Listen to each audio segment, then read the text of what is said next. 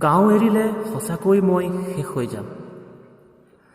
তুমি মোক চহৰত জীৱন যাপন কৰিবলৈ জোৰ নকৰিবা।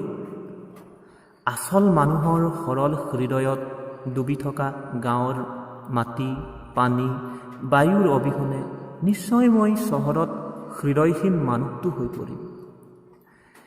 এতিয়া তুমি মোক চোৱাচোন, ধাননিৰে ভৰি পৰা পথাৰৰ গভীৰতাত ডুবি, সোণালী ধানৰ থোকবোৰ স্পৰ্শ কৰাৰ দুৰন্ত বাসনাত কুঁৱলী মচি জীৱনৰ সুখৰ গীত গাই সকলো সুখ আশংকাহীনভাৱে আপোন কৰিছোঁ। যেনেদৰে এদিন জীৱনত দুখকো আপোন কৰিবলৈ শিকিছিলোঁ।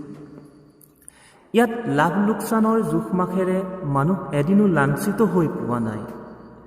আপোনৰ ভাও ধৰি কোনেও কাকো সতৰো কৰি পোৱা নাই। স্বাৰ্থপৰৰ হাতত চিনাকিয়ে কেতিয়াও অচিনাকি হোৱা নাই। গাঁৱৰ আবেলিৰ আকাশ, বাৰিষাৰ জোনাকী পৰুৱা মোৰ বহুত মনত পৰে। গাঁৱৰ অকলশৰীয়া নদীখনৰ মাছ, ভেকুলী, শামুক ইত্যাদিক মই প্ৰাণ ভৰি ভাল পাওঁ। গাঁও এৰিলে মই সঁচাকৈ শেষ হৈ যাম। অ' আই, তুমিও মোক চহৰলৈ পঠিয়াই কি দুখ দিব বিচাৰিছা? চোৱাচোন, মই কিদৰে গাঁৱত সুখেৰে জীয়াই আছোঁ।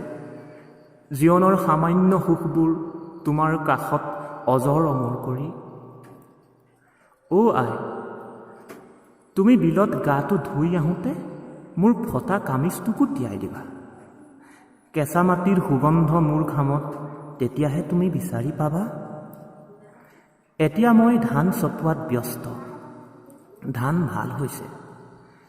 সাহসেৰে ভাবিছোঁ, সৰুকৈ হ'লেও সহজে সংসাৰখন পাতি গাঁৱতেই জীৱনটো কটাম।